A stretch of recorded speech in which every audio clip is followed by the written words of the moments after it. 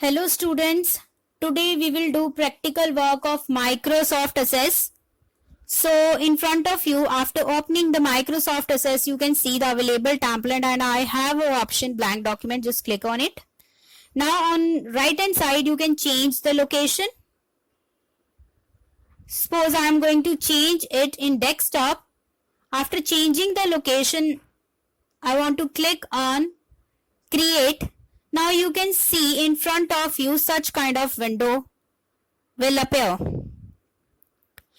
Now on left hand side you can see the table name 1, that is table 1, and we have two fields or two columns here, that is ID and click to add. Suppose I want to change the ID name, so I am going to double click on it and writing here roll number, and I want to drag this column. I want to enlarge this column by dragging it. Here you can see. So this should be in enlarged form. Now I want to write one more field, that is student name, because I am creating the students record here. So I am going to enlarge the column by dragging it. Now I am going to add two more fields. First one is grade and second one is address. Grade should be in numbered form and address should be in text form.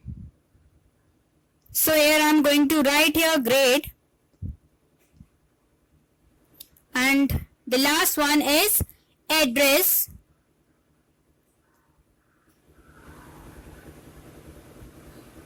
Now you can see in front of you such kind of table will appear. If you want to save your file, just click on file section and the top option you have save.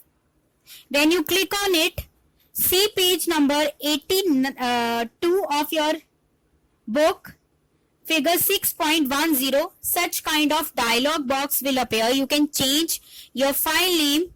Suppose I am going to write here students record. After writing it, I am going to click on OK. Now you can see in front of you on the left hand side student records. So this is how you can create tables. This is all about today's class. So next class we will discuss about create tab.